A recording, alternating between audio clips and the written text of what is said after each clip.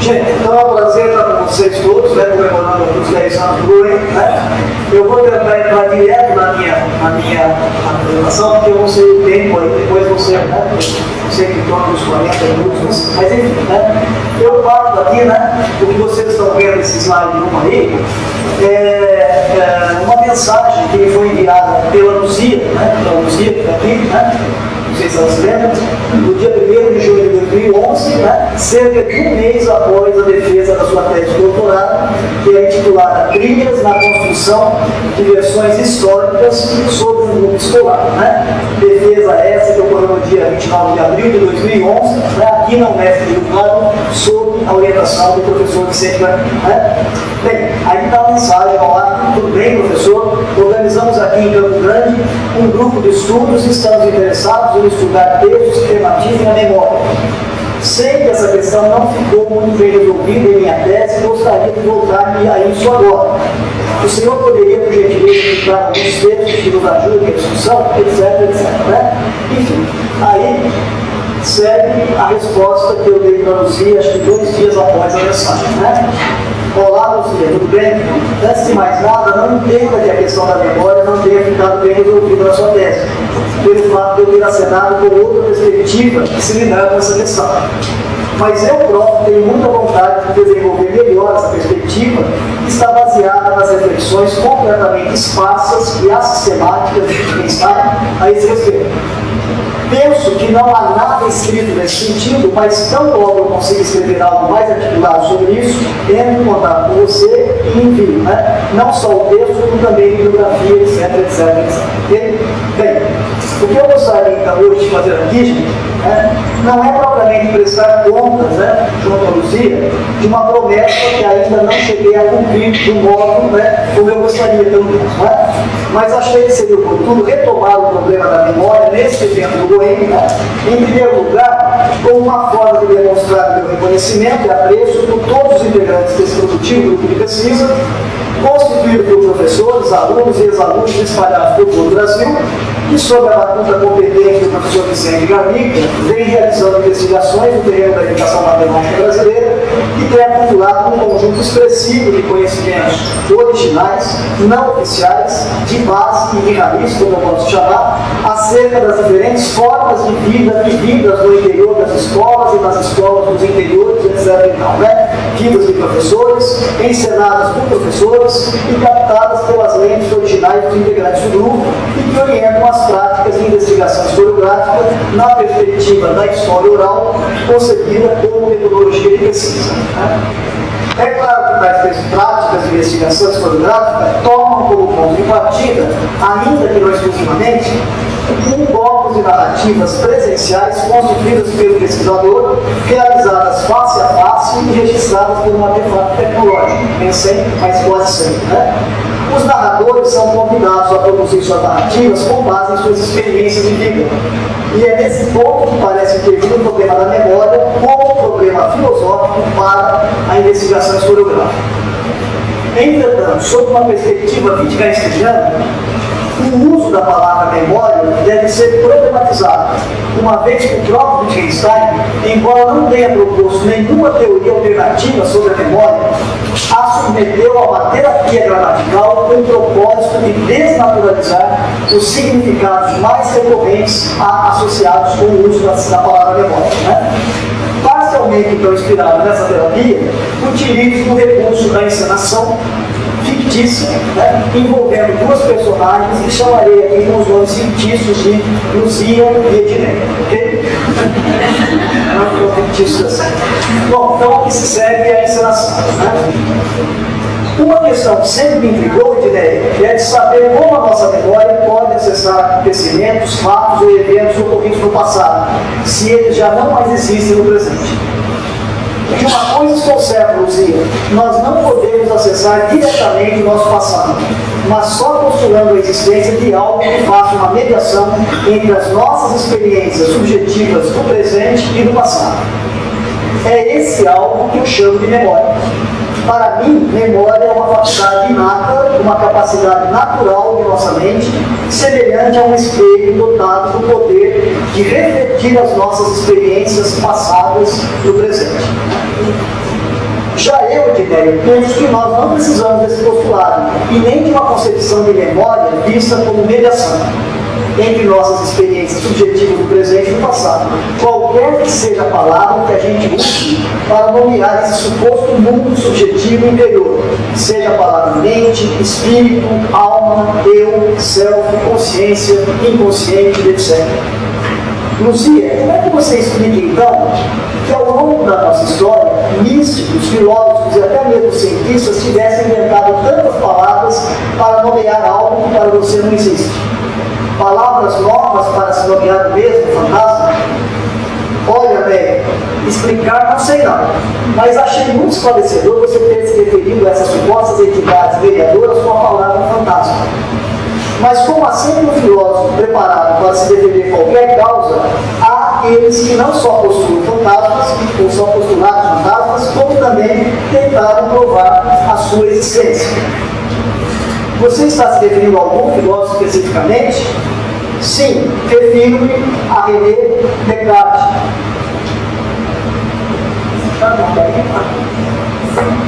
Refiro-me a René Descartes. Olha só essa figura que foi extraída do livro chamado Meditações Filosóficas. Né? Com essa figura, Descartes mostrou a capa do livro, né? Esse teclado chama. Então aí está a capa do livro e aqui é uma figura, né, contida nesse livro, As Meditações Filosóficas do Descartes. Né? Com essa figura, ele pretendeu ilustrar a sua hipótese de que a glândula pineal, localizada atrás dos nossos olhos, se comportaria como uma espécie de usina de transformação de coisas materiais em coisas espirituais e vice-versa. Calma aí, Luzia. Trata-se de uma conjectura, não é mesmo? Mas não vejo aí o fantasma. Ah, você quer ver mesmo o fantasma nele? Então eu lhe mostro. Olhe só para essa outra figura extraída do livro Química da Diótica de Descartes. O texto relativo a essa figura diz assim: pegue o olho de um homem ou de um animal, de outro animal, de porte grande, recém-morto. Corte até o fundo as 3 pedras que recobrem esse olho, de modo que grande parte do humor que ali se encontra fique a descoberto e sem nenhuma parte fique para fora. Em seguida, cubra esse olho com algum corpo branco suficientemente translúcido, tal como, por exemplo, um pedaço de papel ou uma casca de ouro, que na figura está indicado com as letras R, S, T aqui embaixo, vocês estão enxergando ali, R, S, T, né? De modo que a luz possa passar por ele. Em seguida, ajuste exatamente esse olho coberto ao orifício da janela de uma sala B completamente escura. Aqui a sala B escura, não é isso? Esse orifício é indicado na figura pelas letras C, né? Tem 2 letras C, aqui está o orifício da janela, e o outro animal, o outro colocado, ajustado nesse orifício. Né? Esse ajuste deve ser feito de modo que a parte anterior desse olho, indicado aí pelas letras B, C, D, né? Esse D aqui em cima, né? Que é a fila, fique voltada para uma paisagem externa à sala, onde se encontram vários objetos iluminados pelo sol, e indicados na figura pelas letras B, X, Y, lá fora, né, os objetos da paisagem exterior. Assim ajustado, a parte posterior desse olho, na qual se encontra o corpo branco RST, né, ali, né, fica voltada para o interior da sala escura, na qual não deve penetrar outra luz senão aquela que poderia ser filtrada pelo olho. Né. Feito isso, se olharmos pelo corpo branco RST, veremos, talvez não sem a criação do prazer, uma pintura que representará muito ingenuamente em perspectiva todos os objetos que estão no exterior. Né? Isso aí é um texto de Descartes mesmo, que eu adaptei para ficar mais fácil a falar. Né? E agora, né, viu o fantasma? Não sei não, Luzia, mas não consigo ver nenhum fantasma. Mas conforme você ia relatando a experiência, foi como se estivesse vendo imagens em movimento, uma encenação. Imaginei retirando o olho do defunto, ou seja, realizando a própria experiência. Mas quantos olhos, afinal, você vê na figura? Não sei bem, Luzia, mas tem o olho do defunto e o olho do cara que olha pelo olho do defunto. Ah, agora entendo, Luzia, o que você está querendo dizer. É o barbudo. É ele o fantasma, não é? É isso mesmo, amiga. Você percebeu, então, que o olho do homem barbudo que realiza a experiência não coincide com o olho do narrador da própria experiência? Percebeu ainda que o olho do barbudo que realiza a experiência precisa do olho de um defunto para observar a paisagem que está lá fora da sala escura? Sim, Lucia. Agora vejo que o fantasma é o próprio barbudo, isto é, uma imagem especular totalmente desnecessária do próprio narrador da experiência. É uma réplica imagética aguda de um narrador invisível que, embora realize a experiência, precisa do narrador de carne e osso para narrar em seu lugar. Mas vejo uma outra coisa estranha nessa experiência, Lucia.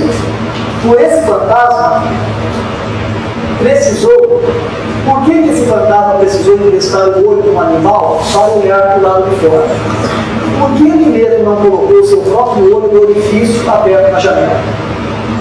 Talvez, né, porque o propósito de Descartes fosse outro, diferente do que aquele que aqui nos orienta. Ele estava querendo explicar o funcionamento da visão, mas o olhar antimetafísico de Wittgenstein se deu conta do fantasma e tentou exorcizá-lo de um modo parecido a este que você acabou de sugerir aqui. Veja o que diz o Wittgenstein. Suponhamos que meu globo ocular seja fixado em uma janela, de modo tal que vejo a maior parte das coisas através dela. Então, a janela poderia assumir o papel de uma parte do meu corpo. Aquilo que se encontra perto da janela está perto de mim. Assumo que tenho uma visão tridimensional. Assumo também que estar em condições de ver meu globo ocular em um espelho e distinguir globos oculares similares pendurados em árvores do lado de fora. Nessa situação, como posso reconhecer ou chegar à hipótese de ver o mundo através da pupila do meu globo ocular? Essencialmente, não de outro modo, senão com base no fato de que vejo o mundo através de um orifício aberto na janela, no qual se ajusta o meu olho. Lucia, depois disso eu acho que essa concepção especular de memória fica mesmo fortemente abalada. Mas não com a outra bastante comum que a gente vê, que vê a memória como uma espécie de caixa registradora e armazenadora de nossas experiências passadas. Se não existe um fantasma especular que narra por nós as nossas experiências vividas e acumuladas, de onde viria a nossa capacidade de recordá-las? Seria um poder exclusivamente biológico do nosso cérebro? Se assim fosse, o ato de reminiscência seria um ato meramente mecânico, objetivo e reprodutivo. Mas sabemos que não é bem assim que recordamos. Você tem toda a razão, Nélio. A nossa memória não é algo como uma visão que tivesse o poder de percorrer as prateleiras de uma videolocadora nas quais se encontrassem estocados filmes ou mesmo um conjunto de fotografias isoladas de nossas experiências vividas. Mesmo porque temos também a capacidade de se lembrar de coisas que nunca aconteceram, de imaginar coisas que nunca acontecerão. Como então decidir entre memória, imaginação e meros pensamentos?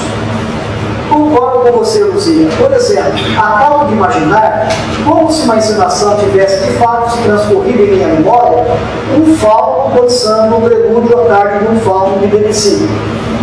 Pelo simples fato de eu ter aqui anunciado, esta minha experiência mnemônica pode também ter se transformado em experiências mnemônicas de muitos de nós aqui presentes, mesmo que nunca tenhamos de fato presenciado a dança de um fauno de verdade. Além disso, que significados das primeiras expressões fauno de verdade e fauno de mentira? Seria um fauno de verdade uma mentira verdadeira?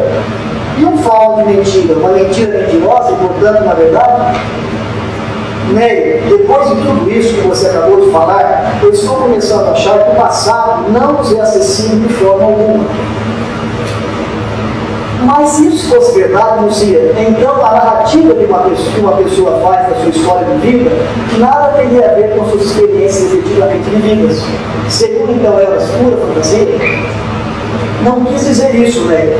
Não estou querendo negar nossas experiências efetivamente vividas, mas também acho que elas não podem ser completamente separadas das experiências que nunca efetivamente vivemos. Além disso, acho que também podemos representar as experiências dos outros, como fazem os artistas quando encenam scripts das histórias de vidas de outras pessoas. Agora você me fez lembrar de um filme brasileiro do Eduardo Coutinho. Eu assisti recentemente. O nome do filme é Jogo de Cena. São mulheres reais que atendendo ao anúncio do jornal do diretor do filme, toparam contar suas histórias de vida diante das câmeras do diretor. Mas no filme, essas mesmas histórias são também reencenadas por atrizes profissionais. Quando conhecemos as atrizes, sabemos, é claro, quem está encenando a vida que de fato viveu e quem está encenando essa encenação. Né? Mas quando não conhecemos a atriz, diferenciar uma coisa de outra não é uma coisa muito simples. Isso aconteceu comigo em uma das histórias desse filme. Eu vou pedir ajuda aqui, é o Wesley.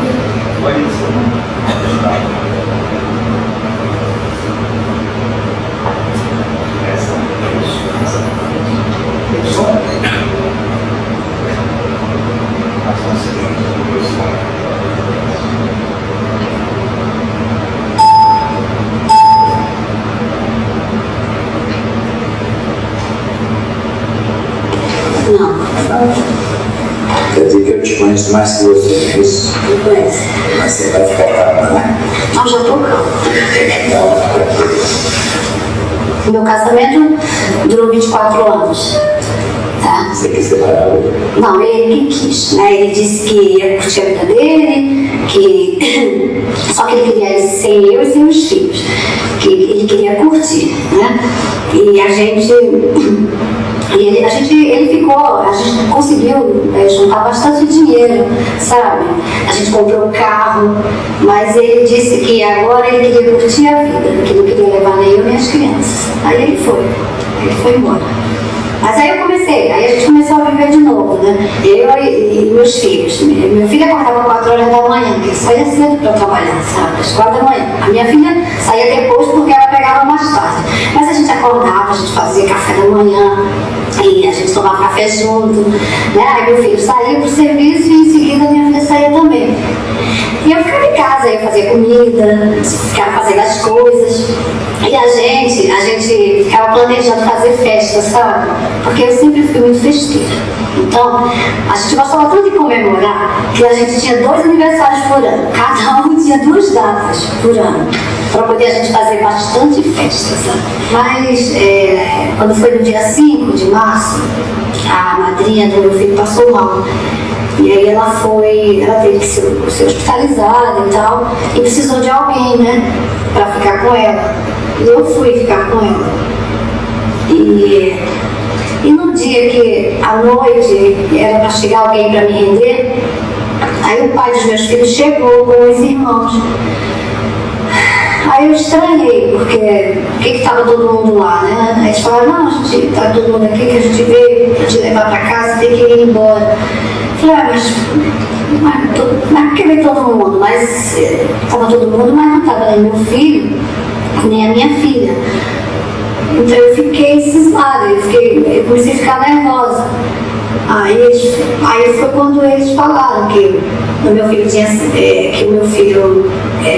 sofrido um acidente e que ele estava internado. Aí eu acho que acidente, eu não estava entendendo mais nada.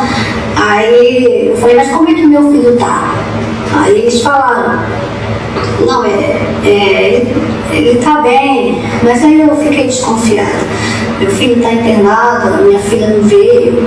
Aí foi quando eles falaram que o meu filho tinha reagido a um assalto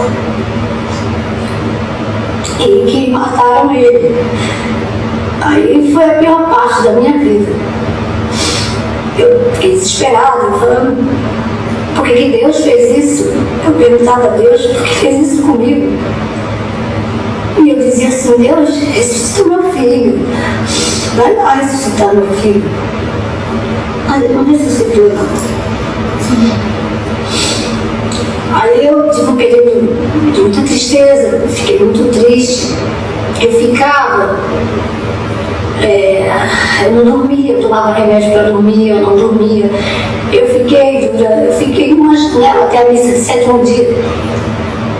dia e noite. Agora minha filha sempre do meu lado, minha filha cuidou de mim, a minha filha me dava remédio, a minha filha me dava banho, a minha filha ficou comigo o tempo inteiro. Aí a gente alugou um apartamento. Eu vou cortar, queria dar a cena toda por causa do tempo. Agora, a mesma cena do filme é 1 minuto, 1 hora e 32 minutos.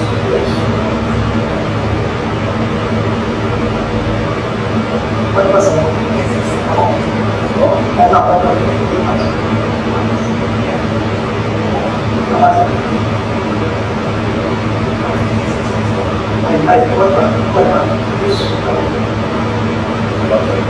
Aí eu me separei do pai deles, quis sair de casa. E a gente vivia uma vida assim muito bonita, muito legal, sabe? Eu quando conheci ele não tinha nada, ele era motorista de caminhão. Depois nós conseguimos muitas coisas juntos, sabe? Eu ajudava ele em tudo, a gente... Você quis separar? Não, ele que quis separar. Ele disse que queria viver a vida dele, queria viver longe de mim e das crianças, queria curtir a vida dele. Aí nós começamos a viver assim, sabe? Eles acordavam cedo para trabalhar. Meu filho acordava 4 horas da manhã para trabalhar. Minha filha acordava mais tarde, que ela pegava mais tarde. E aí a gente levantava, fazia café, tomava café todo mundo junto, 4 horas da manhã, depois ele ia para o serviço, aí depois ela ia também, e eu ficava em casa fazendo as coisas, né, fazendo comida, essas coisas. E a gente ficava programando que a gente ia fazer festa, eu sempre fui muito festeiro, sabe? Lá a gente comemorava tanto que a gente tinha 2 aniversários por ano, cada um tinha 2 datas para fazer aniversário. Até os vizinhos lá, eu fiz uma agenda que todo mundo ia fazer 2 aniversários por ano, para a gente poder fazer bastante festa. Mas aí quando foi em março, no dia 5 de março, a madrinha do meu filho passou mal. Aí quando foi à noite, na hora que era para chegar alguém para me render, aí chegou o pai do meu filho e os irmãos dele. Aí fui todo mundo me buscar. Aí eu fiquei assustada, velho. O que houve? Ah, não, aí veio te buscar, veio para cá. O que houve? Todo mundo está aqui. Aconteceu alguma coisa? Aí eu extraí de ter todo mundo, não foi meu filho nem minha filha. Aí, teu filho sofreu um acidente. Ele sofreu um acidente? Não tem que ir para casa logo, não sei o quê. Mas eu fiquei desconfiada, gente, alguma coisa de errado. Minha filha não veio. Meu filho está doente, sofreu acidente. Aí não foi, meu filho tinha reagido numa sala que devia serviço e aí foi ele. Aí foi uma coisa assim muito louca, muito. Aí foi a parte da minha vida. Foi uma coisa doida. Meu filho tinha 19 anos, ele era lindo. A gente estava num momento tão feliz, tão... Eu agradeci a Deus todo dia da gente estar feliz e Deus fez isso. Eu me desesperei, foi uma coisa louca. Aí eu ficava perguntando a Deus por que Deus fez isso, para Deus ir lá ressuscitar meu filho, mas não assustou, não. Minha filha que me dava um banho, e eu não comia, eu tomava muito. Nossa, Neia, confesso que eu não saberia diferenciar. Mas como a pessoa da segunda encenação chora demasiadamente, acho que essa tendência a exagerar é própria de quem representa. Eu tenderia então a dizer que a segunda pessoa ensina uma vida que não viveu, por acreditar que o seu choro, né, seria um falso choro, um choro singular. Né? Vocês reconhecem? Alguém conhece o filme? Sabe quem é a atriz e quem é a pessoa que está representando?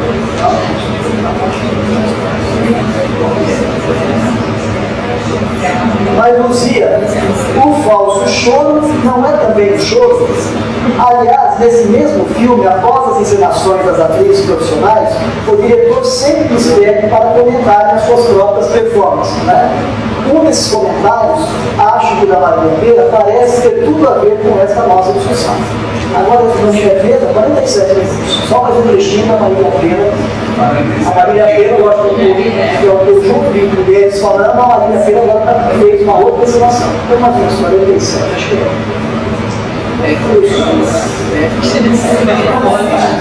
ator de televisão que as lágrimas sempre são muito bem-vindas, né? São bem-vindas.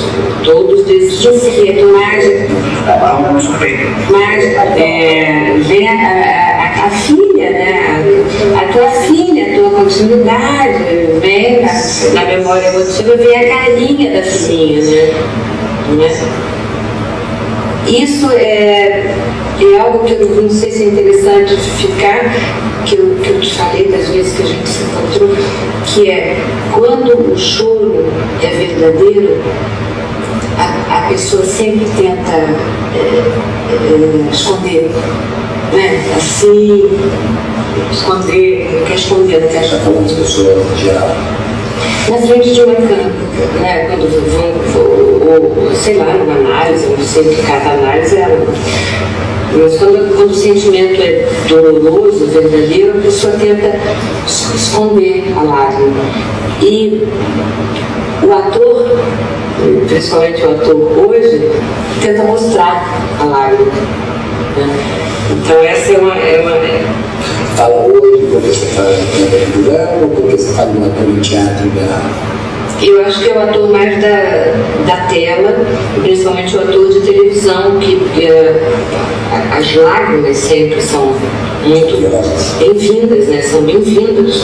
Todos desejam as lágrimas. Então, os atores mais modernos sempre estão mostrando as lágrimas. Portanto, naquele momento que você pega a coordenação daquilo, você, como atriz, você... Tentei segurar. Tentei segurar, não deixei. Que eu acho que é mais emocionante quando você quer esconder a emoção, quando você...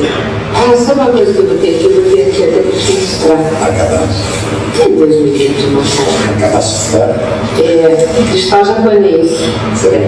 Isso aqui é só você passar um pouquinho, chora-se muito. Então, eu botei aqui só para te mostrar.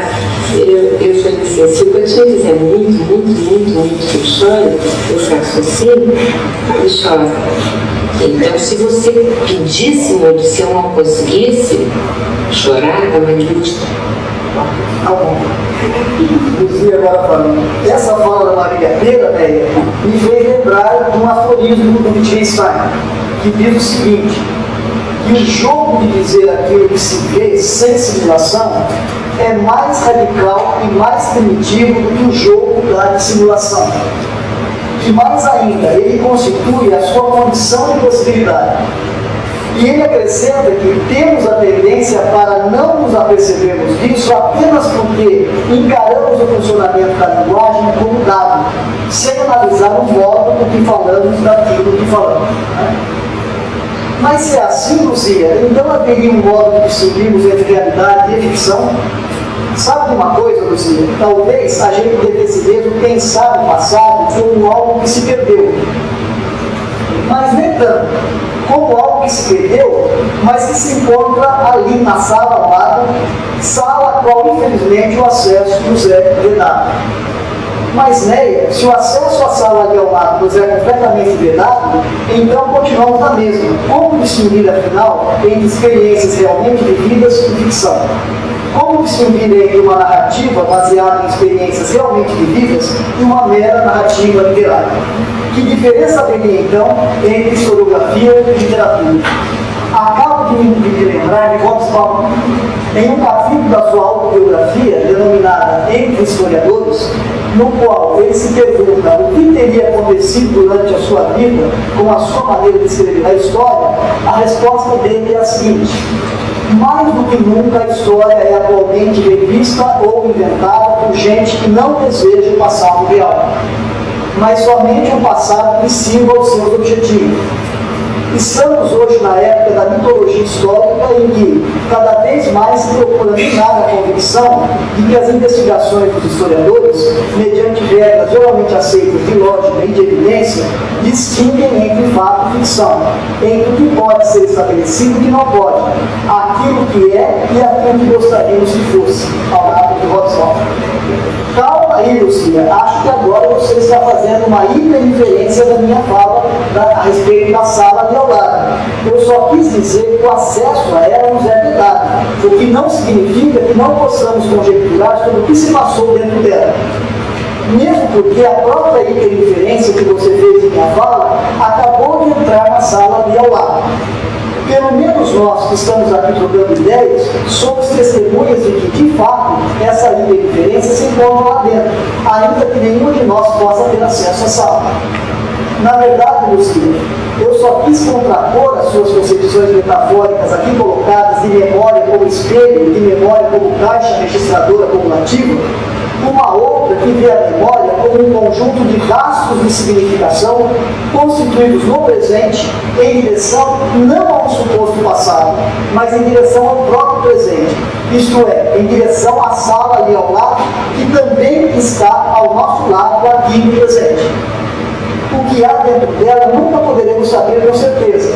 Não porque o que possa estar lá seja uma mistura de realidade e ficção, mas porque cada coisa que entra no interior da sala ali ao lado compõe-se com tudo e recompõe tudo que há dentro dela, modificando tudo que já lá estava, bem como a fisionomia de todo o conjunto. Nossa, Edéia, estou impressionada com o que você acaba de falar, principalmente com essa sua metáfora de composição fotográfica, que para se referir ao nosso passado sempre recomposto. Sabe uma coisa, Nélia? Só para explorar um pouco mais o poder dessa sua metáfora de composição fotográfica, vou tentar lhe mostrar que não se trata bem de uma metáfora. Vejam essa imagem aqui em seguida. Agora acho que eu vou tirar. Isso. Vamos ver a imagem? O que você vê? Bem, vejo o rosto de uma pessoa, uma foto talvez. Não sei bem se de uma mulher ou de um homem. Pois é, essa pessoa da fotografia, de olhar circunspecto, na realidade, nunca existiu. Essa pessoa, ou melhor, esse clone, é uma composição fotográfica criada por meio da sobreposição de 4 fotos diferentes, de faces de 4 pessoas diferentes.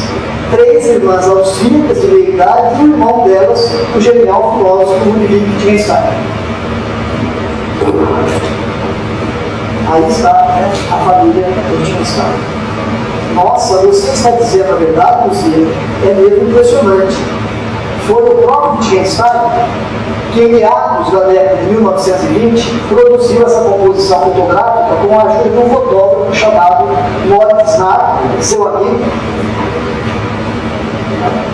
Ele fez isso com base na obra anterior de Francis Galton, que foi um antropólogo, meteorologista, matemático e estatístico inglês. Primo de Charles Darwin, Galton foi também inventor da impressão digital. Aqui Galton. E criador da palavra eugenia, definindo-a como o estudo dos agentes sob o controle social que podem melhorar ou empobrecer as qualidades raciais das futuras gerações, seja física ou mentalmente. Nossa, que coisa terrível, Luzia. Todos sabemos no final dessa história. Ideologia da pureza racial, eugenia nazista e holocausto.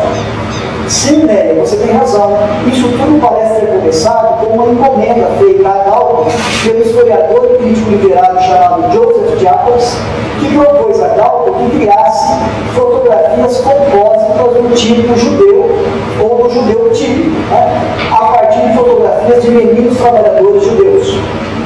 Galton escreveu um livro chamado Retratos Compósitos, né? E junto com Jacobs escreveu ensaios publicados em números sucessivos do Photographic News, nos quais apareciam não só retratos compósitos do tipo judeu,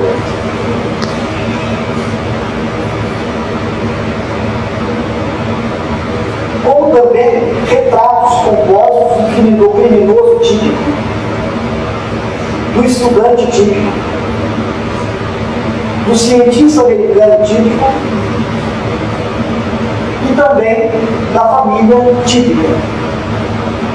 Isso nos remete de volta à fotografia compósita típica da família de Wittgenstein.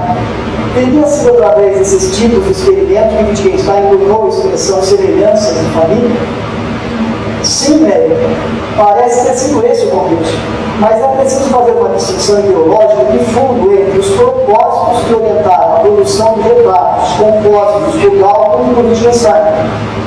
Baseado no conceito de seleção natural e no temor e degeneração biológica das classes ricas e cultas inglesas de sua época, diante do aumento populacional das classes pobres, o propósito de Galton foi de investigar processos de seleção artificial para o aprimoramento biológico e moral da espécie humana.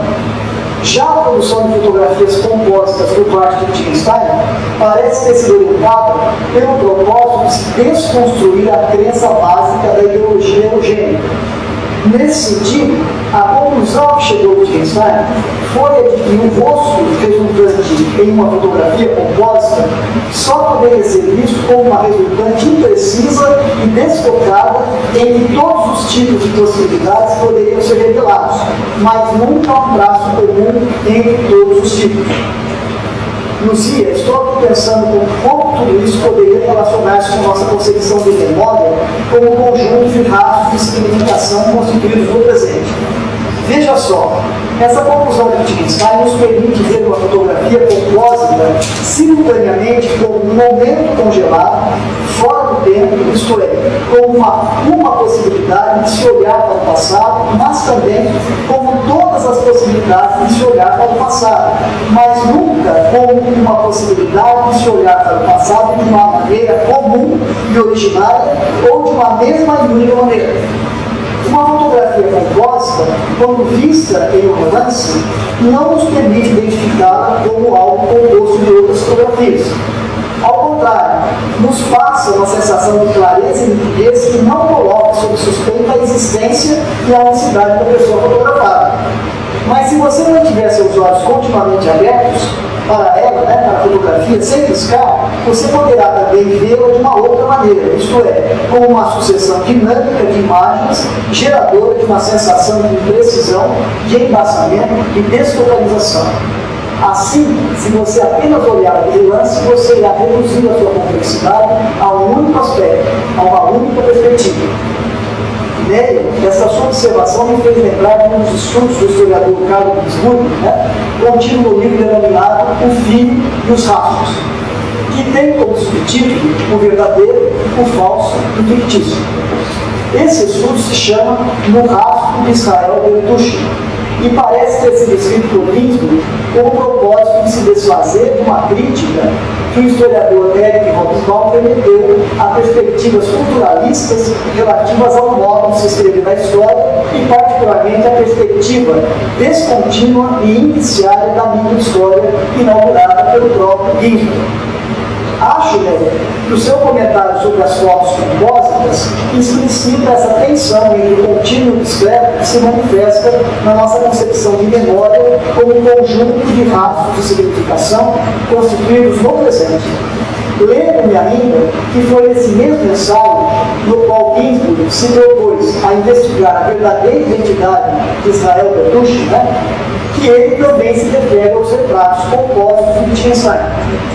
A conclusão a que chega Ginzburg parece defender a necessidade de se distinguir entre ficção e realidade. Ele diz assim: mas justamente porque é importante distinguir entre realidade e ficção, devemos aprender a reconhecer quando uma se emaranha na outra. A meu ver, essa conclusão, embora adequada, parece não problematizar suficientemente um outro par adicional que se manifesta na escrita da história, isto é, aquele que se estabelece entre necessidade de distinção e possibilidade de distinção. Assim, essa conclusão de Ginzburg é um modo possível de se responder ao aforismo de Lichtenberg, que ele próprio afirma ter inspirado Wittgenstein na produção dos seus retratos compósitos de família. O aforismo de Lichtenberg é o seguinte: se da minha faca troco a lâmina e depois o cabo, continuo tendo a mesma faca. Concordo com você, Luciano. Um outro modo possível de se responder a esse aforismo da faca seria dizer que a fotografia compósita de Wittgenstein, ainda que não seja a fotografia de ninguém, é também uma fotografia de um ente fictício, que o choro dissimulado é também um choro, ainda que ele só pudesse ter sido inventado com base no choro real. Do mesmo modo como estamos diante de falas diferentes, porém semelhantes, estamos também diante de choros diferentes, porém semelhantes. Isto é, estamos diante de diferentes modos de mobilizarmos as palavras fato e choro em nossos jogos virtuais.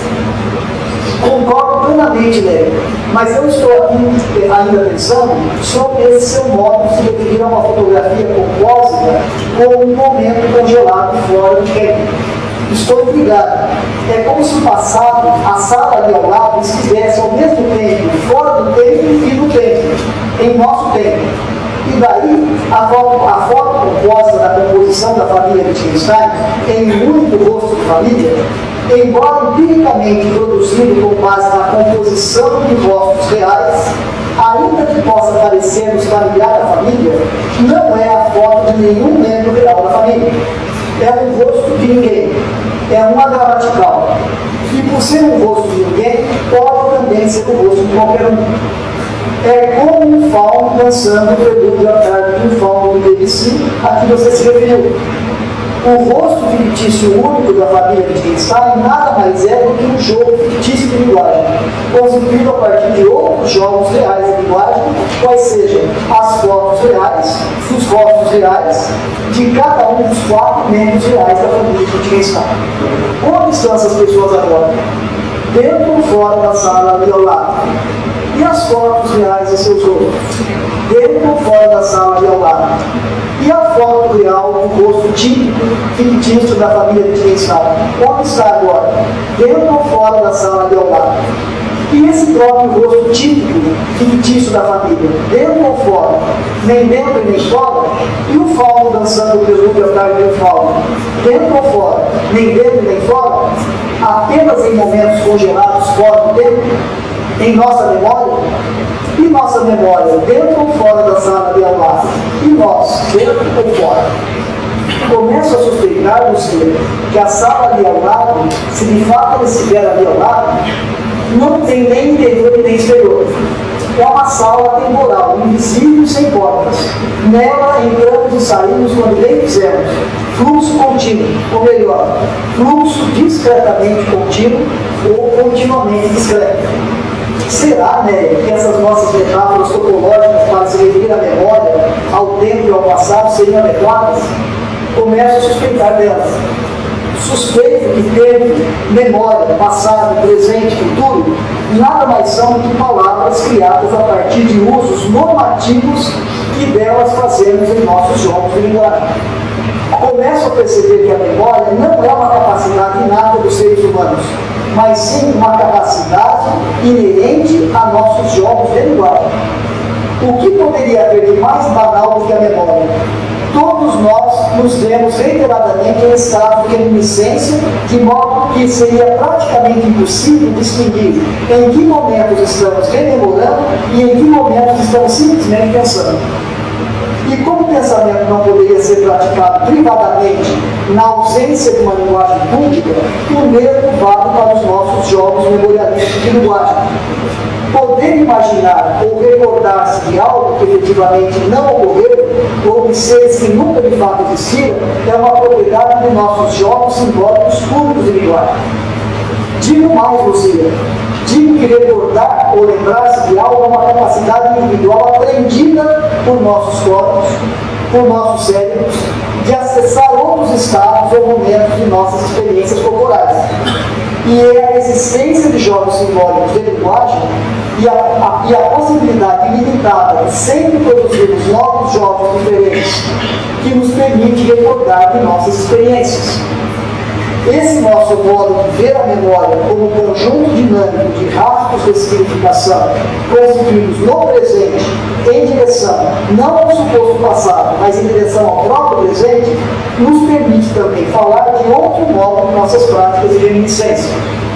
Assim, recordar ou lembrar-se de algo não é apenas pôr-se nos rastros de significação manifestos em jogos de linguagem encenados em qualquer momento ou contexto, mas também constituir novas conexões ou associações entre esses rastros. Repito, memória é uma capacidade por nós imputada aos nossos jogos de linguagem. E é por isso que tais jogos, vistos como jogos de cena, são automemorialísticos, uma vez que carregam em si, transportam ou mobilizam as próprias memórias de si mesmos, as quais, de outra maneira, se perderiam completamente.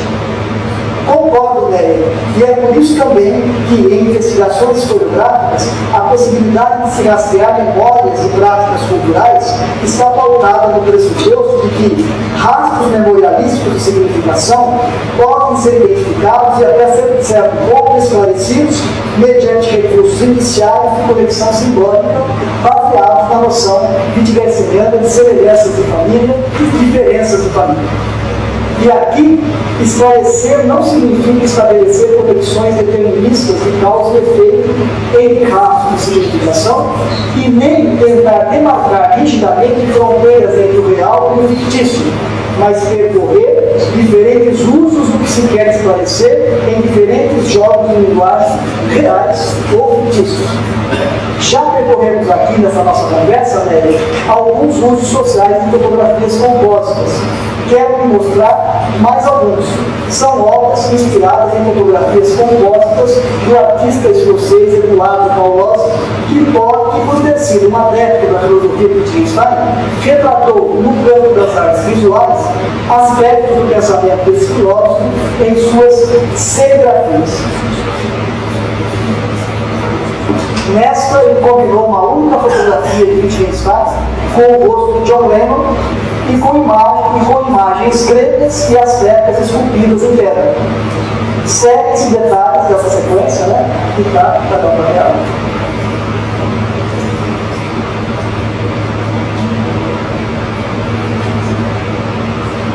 E aí, o que vocês viram em seguida, né, nesse slide, é um conjunto, né, que esse artista produziu de 12 serigrafias intituladas As is When, isto é, como é quando, todas essas 12 inspiradas na vida e na obra de Wittgenstein. Né? Para isso, ele produziu imagens compósitas, combinando textos, né, dos notebooks, né, e das investigações filosóficas de Wittgenstein, com imagens extraídas de anúncios, quadrinhos e até mesmo de papel de embrulho, né? Como vocês estão vendo aqui, né? Nessa sequência que a gente está em agora. Sol artificial, vida culturada, e aí não dá para a gente ver, mas tem textos compondo, né, com as imagens. Né?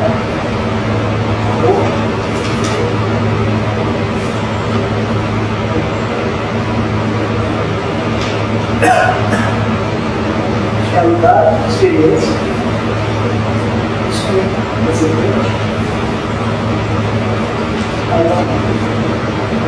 um aforismo famoso de Wittgenstein, né?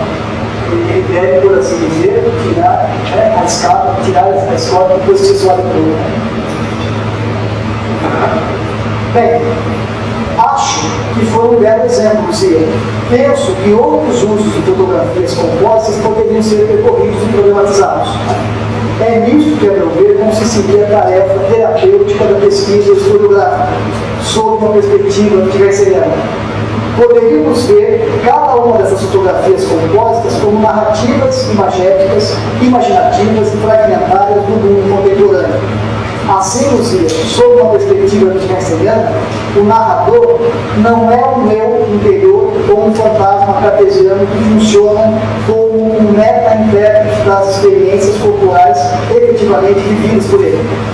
O narrador é o corpo do narrador que encena no presente, através de diferentes recursos simbólicos que lhe são disponíveis no presente, as suas experiências corporais do mundo em que vive. É isso, tá?